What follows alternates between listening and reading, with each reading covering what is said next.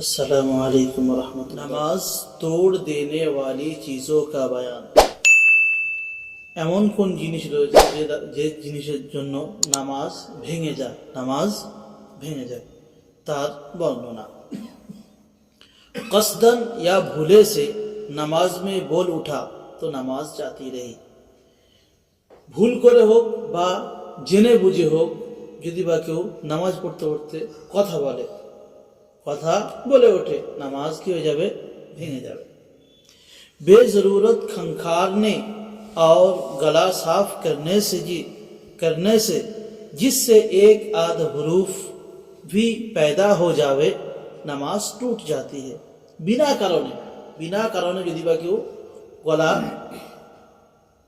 পরিষ্কার করে না, বিনা কারণে, বা যদি কাশে বিনা কারণে, বা এমনভাবে গলা সাফ করছে বিনা কারণে করার কারণে যদি বা একটা অক্ষর মতো উচ্চারণ করার মতো যদি আওয়াজ বের হয়, বা একটা অক্ষর অর্ধেক পরিমাণ উচ্চারণ হওয়ার মতো যদি আওয়াজ বের হয়ে যায় আমার কাশির দ্বারায়, আমার গলা পরিষ্কার করার দ্বারায় যদি বের হয়ে যায়, নামাজ ভেঙে যাবে।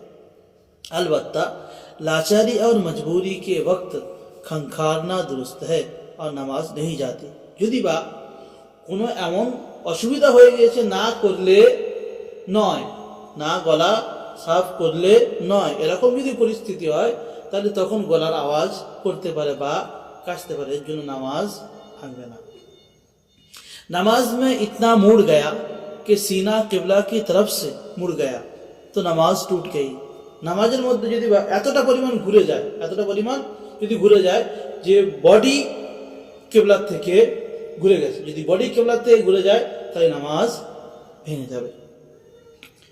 नमाज में कोई चीज खा ली या पी लिया तो नमाज जाती रही। নামাজের মধ্যে যদি বা কোনো জিনিস খেয়ে নেয় বা কোনো জিনিস যদি পান করে, নামাজ পড়তে নামাজ চলাকালীন কোনো জিনিস যদি খায় বা পান করে, নামাজ ভেঙে যাবে। यहाँ तक कि अगर तिल या दोहरा उसके बराबर कोई चीज उठाकर खा ले तो नमाज जाती रही। যদি বা সে তিল পরিমাণ, মানে এক সমান তিল লেগেছে, তিল ছোট ছোট হয়, তিল পরিমাণ যদি বা কোনো জিনিস, তিল হোক বা তিলের মতো কোনো যদি জিনিস নামাজ পড়তে হয়তো সেজদায় গিয়েছে, দেখতেছে সেজদার কাছে পড়ে রয়েছে, সেজদায় যাওয়ার সময় কাছে দেখতে পেয়েছে পড়ে রয়েছে, তুলে যদি গালে দেয় কি হয়ে যাবে? নামাজ ভেঙে যাবে। ছোট হলেও নামাজ পড়াকালীন তুলে গালে দেওয়ার জন্য কি হয়ে যাবে? নামাজ ভেঙে যাবে। अगर दोहरा वगैरह कोई चीज दांत में अटकी हुई थी उसको निगल गया।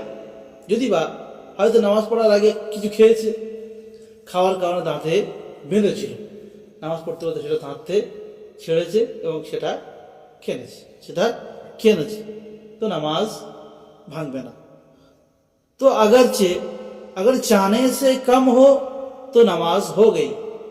যদি বা যেটা দাঁতে বেঁধেছিল ছেড়ে যাওয়ার পরে খেয়ে নিয়েছে, যদি বা ছোলার দানা, ছোলার থেকে যদি বা কম হয় তাহলে কোনো অসুবিধা নেই, নামাজ হয়ে যাবে। और अगर चने के बराबर या ज्यादा हो तो नमाज टूट गई। যদি ছোলার মতো হয় বা ওর থেকে বেশি হয় তাহলে খেলে নামাজ হবে না। বোঝা গেল? नमाजी के सामने से अगर कोई चला जावे या कुत्ता बिल्ली बकरी वगैरह, যদি নামাজির সামনে থেকে কুকুর বিড়াল ছাগল যদি চলে যায়, कोई जानवर निकल जावे तो नमाज नहीं टूटी। যদি বা কোনো জানোয়ার নামাজির সামনে থেকে চলে যায়, নামাজ এতে ভাঙবে না। लेकिन सामने से जाने वाले आदमी को बड़ा गुनाह होगा।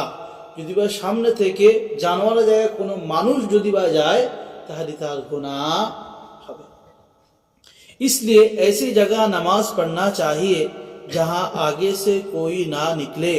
এই জন্য নামাজ এমন জায়গায় পড়া দরকার যেন আমার সামনে থেকে কেউ যেন না যায়। और फिरने चलने में लोगों को तकलीफ ना हो। যারা চলাফেরা করছে তাদের যেন যাওয়া আসার মধ্যে কোনো অসুবিধা না হয়, এইরকম জায়গায় দাঁড়িয়ে নামাজ পড়া দরকার।